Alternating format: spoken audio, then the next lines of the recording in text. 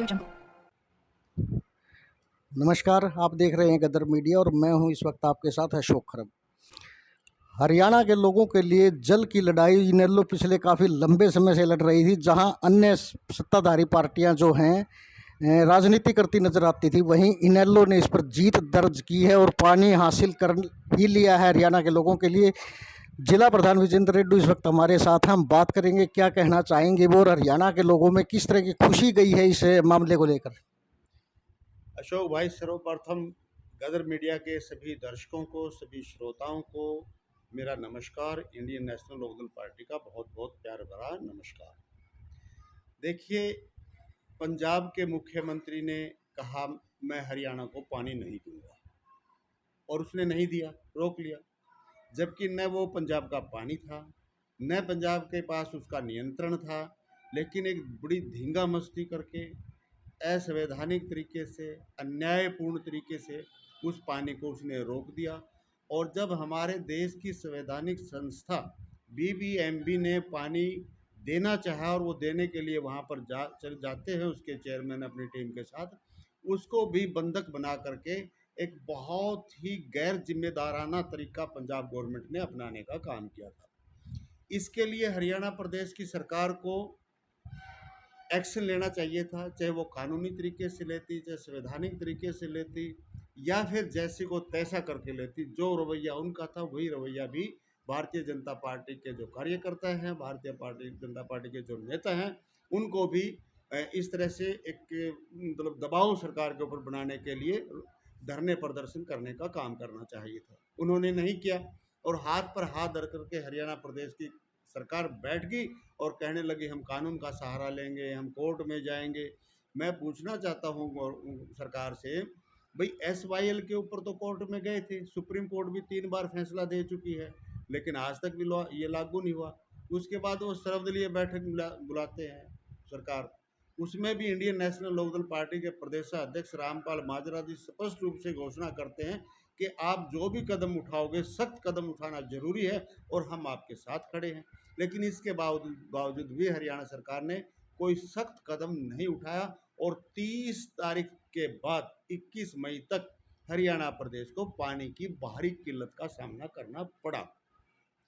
इसी प्रकार से हरियाणा प्रदेश में कांग्रेस पार्टी है, 37 विधायक हैं, बड़ी ढींगे मारने का काम करते हैं कि हम बहुत बड़ा विपक्ष हरियाणा प्रदेश के हैं, हमारे को हरियाणा प्रदेश ने 37 MLA देने का काम किया।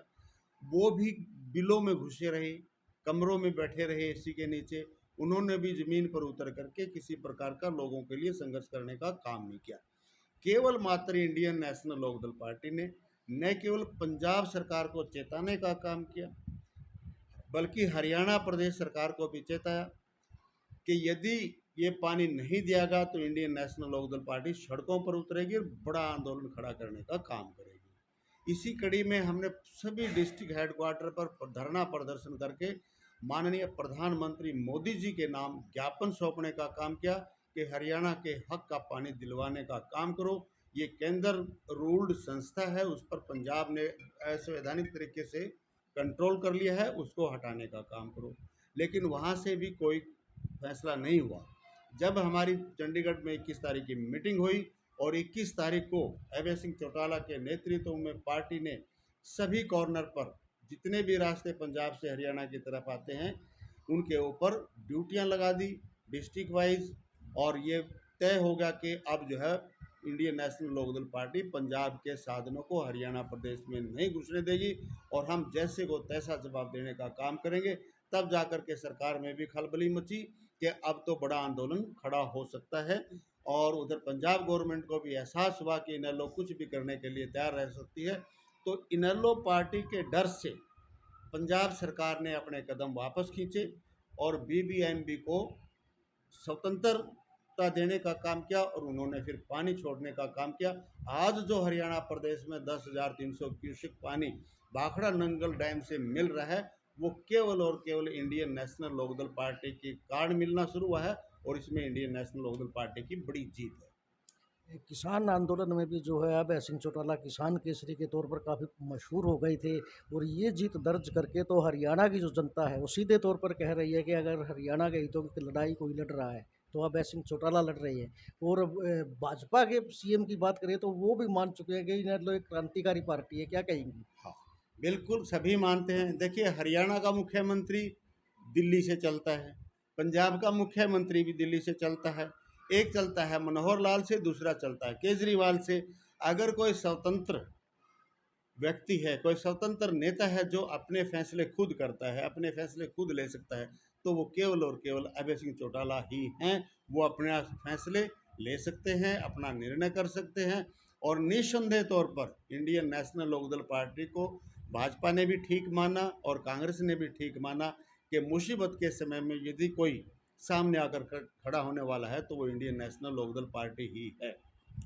तो आने वाले समय में बात करें अगर हरियाणा में इंडियन नेशनल लोकदल की लोकप्रियता की, तो किस स्तर तक जा सकती है फिर? हम प्रदेश के लोगों के साथ खड़े हैं अशोक भाई, और जब भी इस तरह की मुसीबत आएगी हम डट करके सीना आगे अड़ा करके प्रदेश के हितों की लड़ाई लड़ने का काम करेंगे। वो प्रदेश की जनता का निर्णय है, वो किसको कितना आशीर्वाद देने का काम करती है। हम वोट के लिए काम नहीं करते, हम प्रदेश की भलाई के लिए काम करते हैं। जिस प्रकार से भाखड़ा नंगल डैम के पानी को लेकर के भारतीय जनता पार्टी ने, कांग्रेस पार्टी ने, आम आदमी पार्टी ने केवल मात्र चुनाव के लिए, चुनाव को ध्यान में रख करके काम करने का काम किया, क्योंकि फरवरी 2027 में पंजाब के चुनाव होने हैं असेंबली के। कहीं इनको नुकसान ना हो जाए, वोटों का नुकसान ना हो जाए, इसलिए इन्होंने हरियाणा के हक को लुटवाने का काम किया, उसको मरवाने का काम किया। और 20-22 दिन तक हरियाणा की जनता जो है, पशु जो है, वो प्यासे मरे केवल मात्र वोटों के लालच में। लेकिन Indian National Lok Dal party vote के लिए कार्य नहीं करती, वो प्रदेश की जनता की भलाई के लिए कार्य करती है। और वो हम जनता के ऊपर छोड़ते हैं कि वो हमारे को कितना आशीर्वाद देंगे। इंडियन नेशनल लोकदल के जिला प्रधान विजेंद्र रेड्डी ने स्पष्ट बता दिया परत दर परत खोलते हुए कि इंडियन नेशनल लोकदल जनता के हितों की लड़ाई लड़ने वाली पार्टी है, न कि वोटों की राजनीति करने वाली। बाकी अगर पार्टियों की बात करें, चाहे वो किसी भी मुद्दे पर हो, केवल और केवल सत्ता के लिए वोटों की राजनीति करती है, न कि जनता के हितों की।